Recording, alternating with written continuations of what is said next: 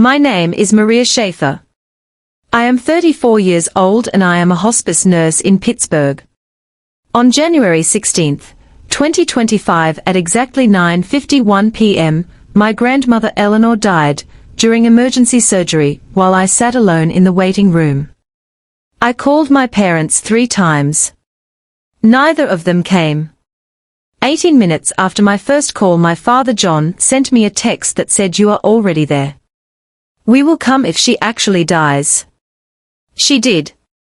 A week later at her funeral, the pastor opened a sealed note my grandmother had left behind.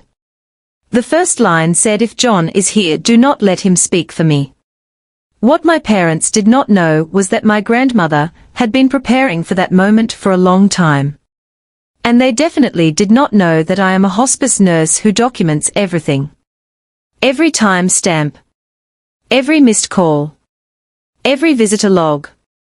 Every lie.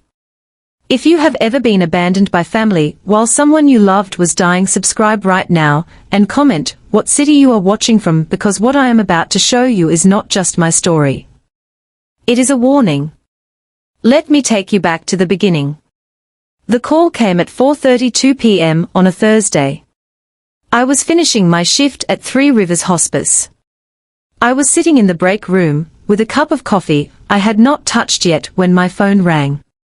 UPMC Presbyterian. I knew before I answered that it was bad. I have been a hospice nurse for 11 years. You learn to hear the truth in a person's voice before they finish the first sentence. The charge nurse transferred me to Dr. Laura Fitzpatrick, and she did not waste a second. "Miss Schaefer, your grandmother Eleanor was brought in by ambulance 20 minutes ago. Perforated bowel. Advancing sepsis. We need to get her into surgery within the hour. I need you to understand that this is high risk. Her age, the infection, and the stress on her heart mean she may not survive." I grabbed the napkin under my coffee and started writing. Perforated bowel. Sepsis. High risk. I did not need to write it down. I knew exactly what those words meant. But writing keeps me steady. Writing makes chaos feel measurable. I said, "I am coming." 15 minutes. Then she asked, "Is there other family we should contact?" I said, "I will call them." I hung up and immediately called my father. 4 rings. Voicemail. I called my mother. 6 rings. Voicemail. I stared at my phone trying to understand how neither of them had answered during a family emergency. Then I opened the family group chat. The one my mother had created the year before because families need to stay connected. At 4:51 p.m. I typed, "Grandma is in emergency surgery at UPMC Presbyterian. Critical. Need you here now." Delivered instantly. A few seconds later the message showed, "Read by John. Read by Diane." I waited. I grabbed my coat. I grabbed my bag. I knocked over my untouched coffee. And I waited. Nothing. I got in my car and started driving. UPMC Presbyterian is 14 minutes from the hospice facility. I put my phone on the passenger seat, with the screen facing up, and kept glancing at it at every red light, waiting for it to light up. A call. A text. Anything. At 5:02 p.m. it finally buzzed. Not a call. A text from my father. "You are already there. Will come if she actually dies." I read it once. Then again. Then one more time, because my brain refused to believe that a son had just reduced his mother's life to a condition. A horn blared behind me. The light had turned green. I drove on. I parked in the garage on level 3 in spot C29. I took a picture of the parking sign so I would not forget where I left the car. Then I walked into the hospital, took the elevator to the ICU floor and checked in. The nurse at the desk was named Bethany. She handed me visitor badge A1293 and asked are other family members coming. I said they were. That was my first lie. I do not know why I said it. Maybe because admitting the truth out loud was too humiliating. Maybe because saying my father just told me he will only show up if his mother dies would have made it real in a way I could not handle yet. Bethany walked me to the ICU family waiting room. The walls were a pale washed-out blue.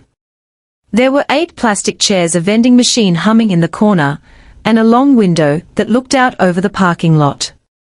9 other people were already there. An elderly man asleep with his mouth open. A woman knitting with red yarn. 2 adult sons whispering to each other near the coffee station. I sat in chair D7 facing the hallway to the OR. At 6:11 p.m., they took Eleanor into surgery. A nurse told me it could take 2 to 4 hours. I nodded and texted my parents again. She is in surgery. The message was read at 6:14 p.m. No reply. Over the next 4 hours I sent updates every 30 minutes like I was filing an incident report. Still waiting. No news yet. Surgeon has not come out. Every message was read within minutes. Not one was answered. At 7:43 p.m. another nurse stepped into the room and asked if my family would be arriving soon. I said they are on the way. Another lie. At 8:15 p.m. I bought a coffee from the vending machine. $2.50.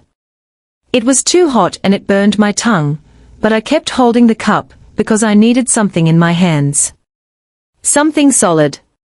An older woman sitting beside me asked, "How long have you been waiting?" I said almost 2 hours. Then she asked, "Is your family with you?" I looked at her. I wanted to tell her the truth. I wanted to say no. My family read every message and chose not to come. My father is waiting to see if his mother dies before he decides whether she is worth the drive. Instead I said they are coming. She smiled and said good. No one should wait alone. I stood up and walked back to my chair before I started crying. At 9 p.m. the shift changed. A nurse named Gregory checked the visitor log, then looked at me and asked, "Still just you?" I nodded. "Do you need us to call anyone?" "No," I said. "They know." At 9:47 p.m. the OR doors opened. Dr. Fitzpatrick walked out still wearing her surgical cap, with her mask pulled down around her neck. I stood immediately. I have seen that face hundreds of times in my line of work. I know the expression people wear when they are about to tell someone that the person they love is gone. She walked toward me and stopped just a few feet away. "Miss Schaefer, I am so sorry. We did everything we could, but her heart could not sustain the procedure. She arrested at 9:51 p.m. We were unable to resuscitate her." I heard myself ask, was she in pain? She said she was under anesthesia the entire time. She did not suffer. I nodded. And then I thanked her. I do not know why I thanked her. Maybe because nurses and doctors become the last witnesses to other people's grief, and thanking them is the only thing left to do when the world cracks open. They let me see Eleanor in a small room off the ICU. She looked smaller than I remembered. Her hands were still warm. I stayed for 10 minutes. I sat beside her bed and whispered, "I will protect you. I do not care what they say. I will make sure people know who you really were." Then I walked out, sat down on a bench near the elevators, and called my father. He answered on the 3rd ring. "Yeah. Dad, Grandma did not make it. She died in surgery." 3 seconds of silence. Then he said, "Okay. We will handle arrangements tomorrow." I waited. I kept waiting because I thought surely something else would come after that. "I am sorry. Are you okay? I should have been there." "Anything?" Nothing came. So I said, that is it. My voice cracked on the last word. That is all you are going to say? He sighed and said, what do you want me to say, Maria? She is gone. I said, I want you to say you are sorry you did not come. I want you to ask if I am okay. He said, you are fine. You work with dying people. This is what you do. Then he hung up. Call duration 47 seconds. I took a screenshot. Then I called my mother. She answered on the second ring. I could hear the television in the background. Mom, grandma is dead. Pause. Then she said, oh. Well, I suppose that is for the best. She was suffering. I said she was not suffering. She had a ruptured bowel. It was sudden. My mother said, still at her age. I asked, are you coming to the hospital? She said, what for? She is already gone, is she not? I did not answer. Then she said, your father will take care of the details. And she hung up. I sat on that bench for 20 minutes. Then I drove home. I did not cry. I did not scream. I sat at my kitchen table and started making a list. The next morning my father called at 9 a.m. He told me he had chosen Kowalski Funeral Home, and that I should handle the coordination since I was off work anyway. I said, I am not off work. I took emergency leave. He said, well, you are a nurse. You know how these things work. I said, I am a hospice nurse, not a funeral director. He let out a long annoyed sigh like I was being difficult. Maria, just do it. We trust you. I met with Raymond Kowalski that afternoon. He was kind. Early 60s. Silver hair. Soft voice. The kind of man who understood how to lower his tone in rooms where grief was doing the talking. As I signed the paperwork, he asked gently, will your parents be involved in planning? I looked at him and said, my father thinks I should do it because I work with dying people. Raymond put his pen down and said, that is not the same as burying your own. Near the end of the meeting he mentioned that Eleanor had prearranged several things 2 weeks earlier. She had chosen her casket. She had picked the hymns. She had left instructions. And she had given him 2 sealed envelopes. One for Pastor Callahan at St. Agnes, and one for her lawyer Gerald Pruitt. I asked, did she say what was in them? He shook his head and said only that they were to be opened if certain people were present. Something cold settled into my chest. Over the next few days I barely slept. I kept replaying my father's text. Will come if she actually dies.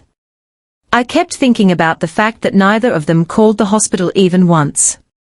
Not once to ask if she was stable. Not once to ask if I was alone. On January 18th at 2 a.m. I opened my phone and started counting. 11 unanswered calls. 8 text updates during surgery. 1 reply. I took screenshots of everything. I did not know exactly why I was doing it. I just knew I could not stop. On January 19th I requested the official visitor log from UPMC. They printed it for me that afternoon. January 16th, 2025. Patient Eleanor Schaefer. Visitor Maria Schaefer. Badge A1293. 4:45 p.m. to 10:22 p.m. No other names.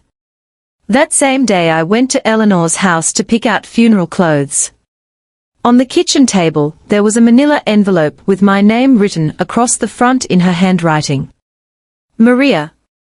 Open if I do not come home. It was dated January 10th, 2025. 6 days before the surgery. I sat down at her yellow formica table and opened it. Inside was a handwritten letter photocopied hospital records from 2017 and a USB drive labeled voicemails. The letter began like this. Maria, if you are reading this, I am gone. I need you to know some things while the truth still matters. My hand started shaking before I got halfway down the page. She wrote that she did not expect my father to come if anything happened. That she had made peace with that. She wrote that she had told Dr. Fitzpatrick to contact only me if her condition became critical, and that she had signed the paperwork to make it legal. Then she wrote the line I have never forgotten. You have always been the one who stayed. When I was lonely you came. When I was afraid after the stroke you sat with me. You did not check your watch. You just stayed. Then she gave me the truth I had never known. Your father visited me once during my stroke recovery in 2017. Once in 6 weeks. 15 minutes. And 12 of those minutes were spent asking whether I had thought about selling the house. I kept the visitor log. It is in this envelope. I kept everything, Maria, because I knew a day would come when I would need proof. I looked at the photocopies. Allegheny General Hospital. October through November 2017. Eleanor admitted October 1st after a stroke. 6 days acute care. 6 weeks rehabilitation. Visitor log. Maria Schaefer 9 visits. John Schaefer 1 visit on October 3rd from 11:04 a.m. to 11:19 a.m. Diane Schaefer 0 visits. My father had visited his mother one time, during a 6-week stroke recovery, and I had never known, because he told me she was doing fine. He told me they were handling it. He told me not to worry. I felt sick. Then I plugged in the USB drive. There were 7 audio files. Every one was dated. The first was October 5th, 2017 at 3:42 p.m. My father's voice came through the speakers, casual and almost cheerful. Hey Mom, it is me. I know you are in rehab, but I have been thinking. Have you considered selling the house? It is a lot to maintain, especially now. Just think about it. 38 seconds. No, how are you? No, are you scared? No, do you need anything? Just the house. The next voicemail was November 1st, 2017. Mom, I talked to a realtor. He thinks the house could go for $425, maybe more. Just something to keep in mind. Love you. Then March 14th, 2019. Hey Mom, hate to ask, but we have unexpected home repairs. Could you lend me about $3,500? I will pay you back in a couple of months. Thanks Mom. I pulled out the next document. Bank statement highlighted in yellow. March 14th, 2019. Withdrawal $3,200. In Eleanor's handwriting in the margin, she had written asked March 10th. Promised repayment soon. Never happened. I kept listening. There were 4 more voicemails. All of them were the same pattern. Asking for money. Asking about the house. Asking for help with bills he could not cover. In 2022 he asked for $1,800 for car repairs. The bank statement showed that she gave it to him.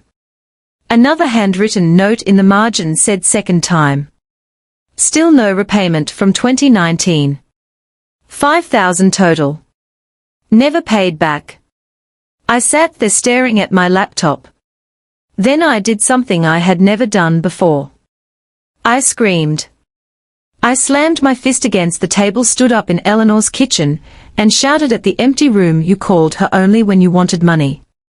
While she was in rehab. While she was learning to walk again. Then I sat back down, opened a spreadsheet, and started building a case. Evidence log. John Schaefer. 7 voicemails requesting money or discussing sale of house between 2017 and 2024. 1 15-minute hospital visit during 6-week stroke recovery in 2017. $5,000 borrowed and never repaid between 2019 and 2022. 11 unanswered calls during Eleanor's emergency on January 16, 2025.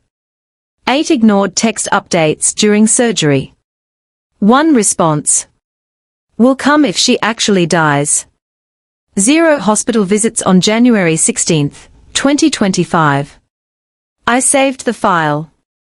Then I made a decision.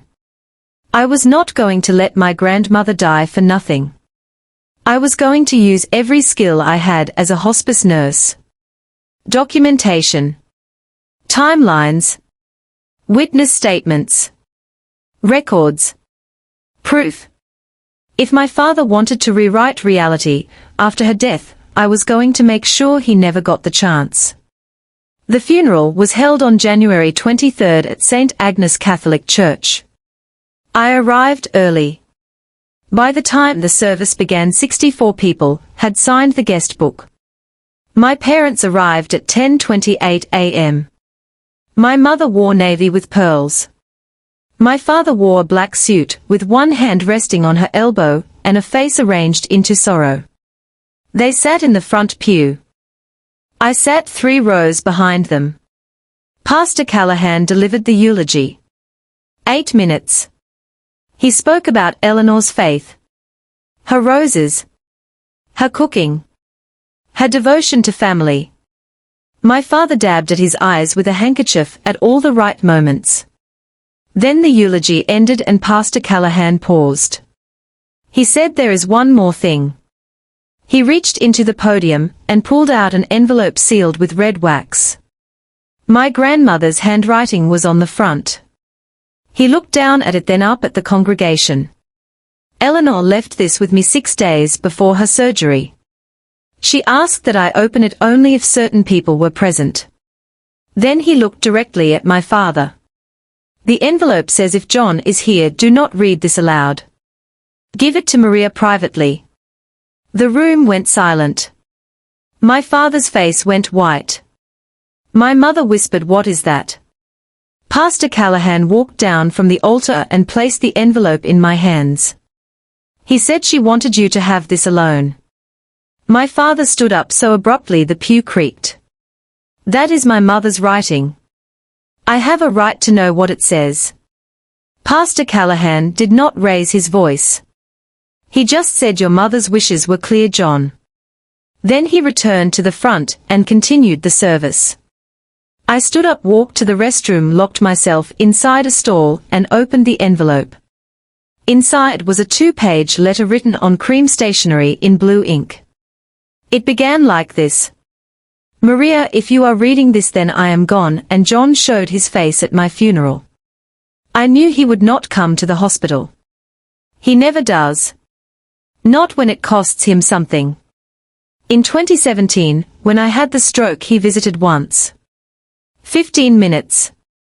12 of them spent asking whether I would sell the house. I kept the log. I kept the bank statements from when he borrowed $3,200 in 2019 and $1,800 in 2022. I kept the call logs showing he phones once a month, always on Sunday, always for 6 minutes. I told Dr. Fitzpatrick to call only you if I became critical. I signed the paperwork. It is legal. I will not die waiting for him to care. You stayed, Maria. You always have. You are the daughter I needed. He is the son I raised, but not the son I deserved. The house is yours. The will is filed. Pastor Callahan has a copy. Gerald Pruitt has another. John will be angry. He will say I was senile, or that you manipulated me. Let him. You have the logs. The statements. The voicemails. The truth is simple. He wanted what I owned, not who I was. Do not let him take that from you. Grandma Eleanor. I folded the letter with trembling hands, walked out of the church, and sat in my car with the envelope in my lap. And for the first time since January 16th I cried. Not just from grief. From rage. From relief. From clarity. But Eleanor was not finished. There was still one more thing she had left behind, and I had not found it yet. That evening there was a gathering at her house. Family tradition. 22 people came after the funeral. My parents arrived late. At 3:30 p.m. I stood in Eleanor's living room holding her letter, and said, "I have something Grandma wanted all of you to know." My father stood immediately. "Maria, this is not the time." Before I could answer, Pastor Callahan spoke from near the fireplace. "Sit down, John." His voice was quiet but absolute. Eleanor asked for witnesses. "Stay." My father. Saturday.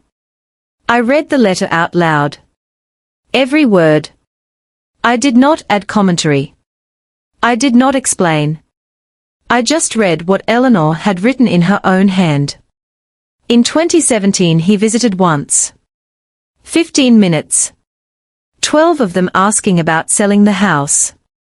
I kept the bank statements from when he borrowed $3,200 in 2019 and $1,800 in 2022. He is the son I raised, but not the son I deserved. When I finished, I folded the letter and looked at my father. His face was red. My mother stared at the floor. My Aunt Carolyn stood up and walked out without saying a word. My father finally said she was my mother.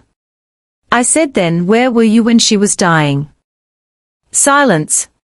I said, "You texted me will come if she actually dies. Do you remember that?" He said, "We were busy." "You were already there." I said, "She asked the hospital not to call you because you trained her to expect nothing." Then I pulled out my phone and said she left the house to me. The will is filed. If you want to contest it, go ahead. I have 6 years of records to show a judge. My father grabbed his coat and walked out. My mother followed him without looking at me. I stood in Eleanor's living room, surrounded by people I barely knew, and felt something I had not felt in a week. Relief. But it did not last. 3 days later I got a call from Gerald Pruitt. "Maria, there is something you need to see." He told me Eleanor had left a second envelope with him, and that she had instructed him to give it to me 2 weeks after the funeral. I met him the next morning at his office. He handed me a smaller envelope sealed with clear tape. On the front it said, "Maria. Open January 30th, 2025. Inside was a handwritten note and a flash drive. The note read, "Maria, if you are reading this, then the funeral is over, and you have read my first letter. Good. Now I need you to see what I recorded. This is the part John can never explain away. Watch it alone, then decide what to do with it. I trust you. Grandma." I went home, plugged the flash drive into my laptop, and clicked the only file on it. Eleanor confession, January 8th, 2025. The video opened. Eleanor was sitting in her living room facing a camera on a tripod. She wore her reading glasses and a pale cardigan. In the bottom corner the date stamp read January 8th, 2025. 8 days before her surgery. She took a breath and began. "My name is Eleanor Grace Schaefer. I am 78 years old. Today is January 8th, 2025, and I am recording this because I know I do not have much time left. Not because I am dying today, but because I have decided to stop pretending. I have a son, John. He is 52. For 52 years I have told myself he is a good man who is just busy. That he cares but does not know how to show it. That maybe I was asking too much of him. But I am done lying. In 2017 I had a stroke. I spent 6 weeks in rehabilitation learning to walk again. John visited me once. 15 minutes. He spent most of that time asking if I had thought about selling my house. He did not ask whether I was afraid. He did not ask if I was in pain. He asked about real estate. Since then he has called me once a month. Always on Sunday. Always 6 minutes. I timed it because I wanted to know if I was imagining things. I was not. He has borrowed 5,000 from me over the last 6 years. He promised to pay it back. He never did. I did not ask for it because I did not want to fight. I wanted to believe he still loved me. But he does not. And I know that now.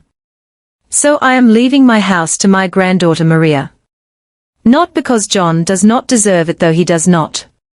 But because Maria is the only one who stayed. When I was lonely, she came over.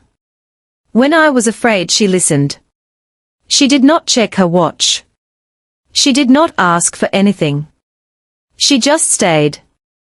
John, if you are watching this, I want you to know something. You are not a bad person, but you are not the son I needed. And I am not going to spend what is left of my life pretending that you are.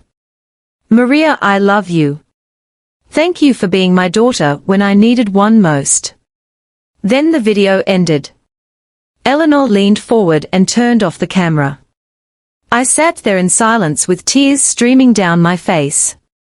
Then I replayed it. That is when I noticed something I had missed the first time. On the bookshelf behind her there was a small black device aimed toward the couch. A camera. I paused, the frame zoomed in and felt my stomach drop. Eleanor had been recording everything. I grabbed my keys and drove straight to her house. I went into the living room, moved the books off the shelf and found it. A tiny wireless camera. Still active. Still uploading to a cloud account. Inside the envelope, Eleanor had included the login information on a sticky note. Password: Maria Stays 2025. The cloud storage contained more than 200 hours of footage dating back to March 2024. I started scrolling. Most of it was ordinary. Eleanor reading in her chair. Watching television. Watering plants. Napping with a blanket over her knees.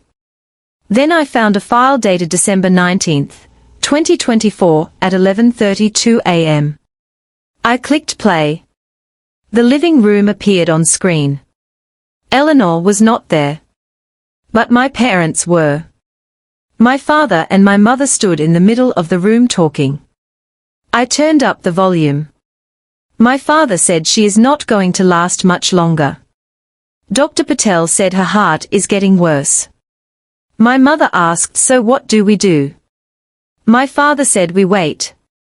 Once she is gone, the house is ours. I already talked to a realtor. We can list it for 450, maybe 500 if we stage it right. My mother said, but what about Maria? She visits all the time. My father laughed and said Maria is a bleeding heart. She will be sad for a while, but she will get over it. Besides, we are next of kin. The house goes to us. My mother asked, are you sure? What if your mom left a will? My father laughed again. She is 78 and forgetful. She has not updated anything since Dad died. Trust me. We are fine. My mother said, I do not know, John. This feels wrong. My father said it is not wrong.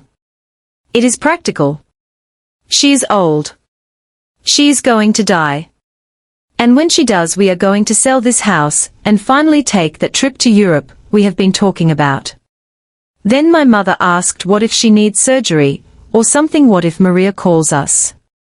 My father said, then we let Maria handle it. She is a nurse. That is literally her job. My mother hesitated and said, I just do not want people to think we are bad people. My father answered, no one is going to think anything, Diane. We will show up to the funeral. We will cry. We will say nice things. That is all anyone remembers. The conversation went on for another 3 minutes. They talked about contractors. They talked about staging. They talked about closing costs. Then they left. I sat frozen in Eleanor's living room staring at the screen. My mother knew. She knew my father was waiting for Eleanor to die so they could sell the house. She knew and she went along with it. I grabbed my phone and called Gerald Pruitt. I need to see you. Now? His office was on the third floor of a building downtown. When I walked in, I handed him the flash drive without saying a word. He watched the footage. All of it. Eleanor's confession.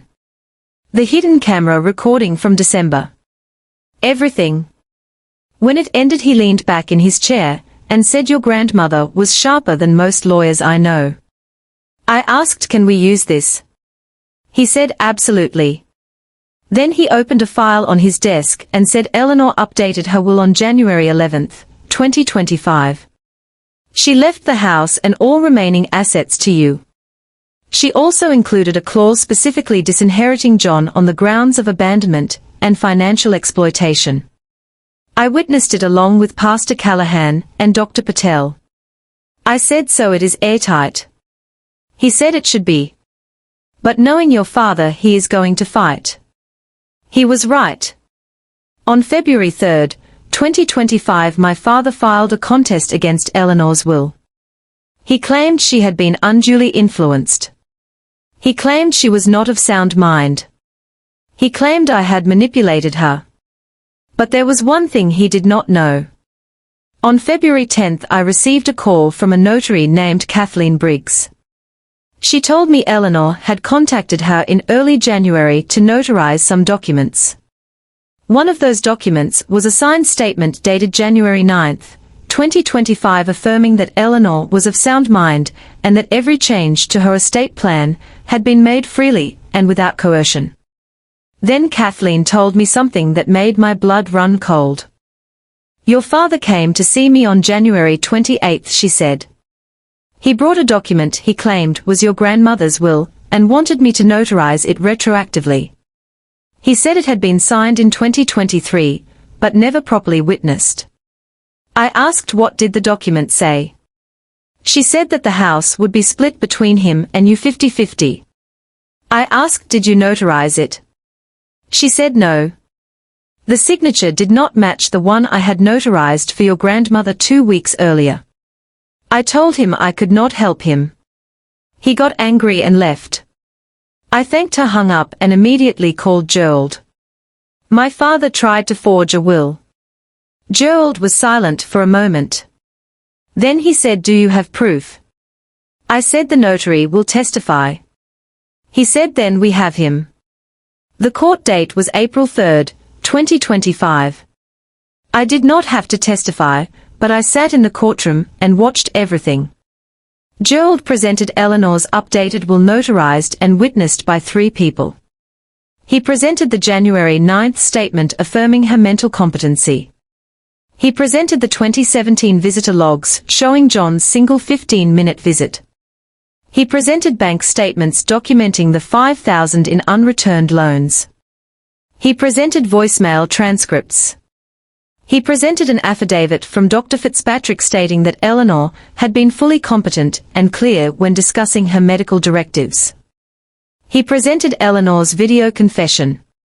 He presented the hidden camera footage from December 19, showing my parents planning to sell the house. And then Kathleen Briggs testified about my father's attempt to have a forged will notarized. My father's lawyer had nothing.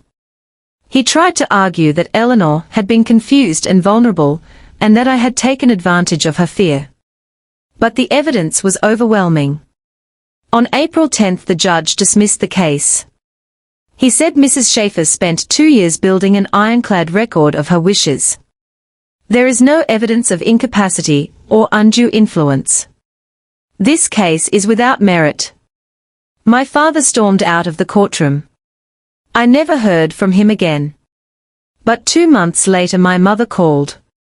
It was June 15, 2025. I almost did not answer. The first thing she said was, "I am leaving your father." Her voice was shaking. I did not say anything. Then she said, "I did not know. About the money. About the hospital. He told me you were exaggerating." He said Eleanor was confused. I wanted to believe him. I said, "You were on the camera footage, Mom." You knew he was waiting for her to die so he could sell the house. Long silence. Then very quietly she said, I know. I knew. And I am ashamed. I still did not answer. Then she said I was scared. Scared of losing the house. Scared of what people would think if we did not get anything. So I went along with it. And I am so sorry. I asked, are you calling because you are sorry, or because you lost? Another silence. Then she said both. I said I cannot live with him anymore. She asked, can I visit sometime? I know I do not deserve it. I said I will think about it. Then I hung up. I did not hate her. I just did not have room for her yet. By the end of the summer, word had spread through the church community. My parents stopped attending St. Agnes. I heard they moved to a parish across town where no one knew the story. The house was mine. Legally. Morally. Completely. But Eleanor had left me one more gift. And this one was not about justice. It was about healing. On February 14th, 2026, I officially moved into Eleanor's house. Valentine's Day. It was 52 degrees outside. Unseasonably warm for Pittsburgh. Sunlight broke through the clouds in soft patches across the yard. The first thing I did was plant yellow roses in the front garden. Eleanor's favorite. I found her old gardening gloves in the shed. They still smelled like soil and lavender hand cream. I used them to dig the holes. Inside the house I created what I call the memory wall in the living room. Photos of Eleanor in her garden. Eleanor at my college graduation. Eleanor laughing at some joke I cannot even remember now. And in the center, in a simple silver frame, I hung her advance directive. In the event of critical illness, surgery, or end-of-life care, only Maria Schaefer is authorized to be contacted and present. John Schaefer is explicitly excluded from notification. Beneath it I placed a small plaque I had made. Dignity at the end is earned, not inherited. Eleanor Schaefer, 1943 to 2025. People asked me why I would frame something so painful. I told them the truth. Because the truth should not be hidden. Eleanor had spent too long protecting other people from the consequences of who they really were. I was not going to make the same mistake. But the memory wall was not the only thing I built. In July 2025, I used money from Eleanor's estate to establish the Eleanor Schaefer Dignity Fund. A non-profit created to help elderly people who had been abandoned, exploited, or erased by their own families. The fund does three things. It provides legal assistance for seniors who need to update wills, advance directives, and health care proxies. It provides documentation support for elderly people who need help creating video testimony, organizing financial records, and preserving evidence when they suspect exploitation. And it provides emergency support by helping cover hospice care, funeral expenses, or temporary housing for seniors whose families have abandoned them financially or emotionally. In the first 6 months, we helped 43 people. One of them was a woman named Dorothy. She was 81. Her son had drained her savings account and stopped visiting. We helped her hire a lawyer, recover the money, and rewrite her will. She also recorded a video statement just like Eleanor did. In it she said, "I am not going to let him erase me." Another was a man named Harold. He was 76. His daughter only called when she needed money. We helped him complete an advance directive that explicitly excluded her from medical decision-making. When he died 6 months later, his wishes were honored. His grandson, the one who visited every week, inherited everything. Every time I help someone, I think about Eleanor sitting in her living room recording that video. She knew she might never be here to defend herself. But she also knew the truth could still survive if she prepared it carefully enough. I still work at 3 Rivers Hospice. But now when I see the warning signs, the absent child, the phone call that never comes, the sudden interest in wills and property, I do not just document it for the patient chart. I tell them about Eleanor. I tell them they have options. I tell them they do not have to die waiting for someone to care. I tell them love is proven by presence, and presence leaves a record. In late August 2025, I got a call from a woman whose mother was in hospice. Her brother had not visited in 3 weeks, but had called twice asking about the house. She asked me, what do I do? I thought about Eleanor. I thought about the visitor logs, the voicemails, the video confession. And I said, document everything. Not to punish him. To protect your mother's choices. Ask her what she wants and then honor it even if he is not there at the end. Especially then. The call lasted 11 minutes.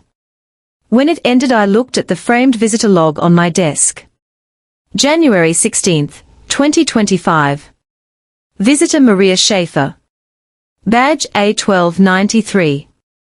4:45 p.m. to 10:22 p.m. I keep it there not as a wound. As a compass. Now it is February 28, 2026. I am sitting at Eleanor's yellow Formica table drinking coffee from her favorite mug. It has a chipped handle and a faded floral pattern. Outside, the yellow roses are blooming. And I keep thinking about that night in the ICU waiting room. The way I sat there alone, lying to nurses covering for people who did not deserve protection. The way I held an empty coffee cup just to have something in my hands. The way my father wrote, will come if she actually dies, as if death were a scheduling inconvenience. I think about how he showed up to the funeral where people could see him. Where he could perform grief. Where he could be witnessed. But not when it mattered. Not when she was alive. And I think about Eleanor sitting right here in this kitchen 2 weeks before her surgery. Writing letters. Recording videos. Sealing envelopes with red wax. She knew her son would not come. She knew I would need proof. She knew the world would tell me to forgive, to move on, to be the bigger person. So she made sure I did not have to. Last week, I installed a small speaker in the living room connected to Eleanor's final video. It quietly plays her last words whenever someone visits. Maria, I love you. Thank you for being my daughter when I needed one most. It is not morbid. It is a reminder. A reminder that showing up is not a favor. It is the whole point. A reminder that dignity at the end is not inherited. It is earned. And a reminder that if someone is waiting for you to die so they can take what you own, you have every right to fight back. Eleanor did. And she won. The visitor log is still on my desk at work. Every day I look at it. January 16, 2025. Visitor Maria Schaefer. Badge A1293. 4:45 p.m. to 10:22 p.m. Just one name. But it was the right name. Because at the end of a life, the only thing that matters is who stayed. And I stayed. If this story resonated with you, do one thing for me. Share it with someone who is taking care of an aging parent or grandparent.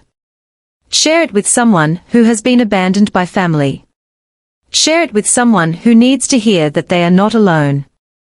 And if you are in a position where you think your family might be waiting for you to die so they can take what you have, do what my grandmother did. Document everything. Record a video. Update your will. Build your case. Because the people who love you will show up. And the people who do not will show up too. Just not until they think there is something in it for them. Do not let them erase you. Showing up is not optional. It is a moral obligation. If you believe showing up for family is a moral obligation, subscribe now and comment showing up, because I want to know who still believes love is proven by presence.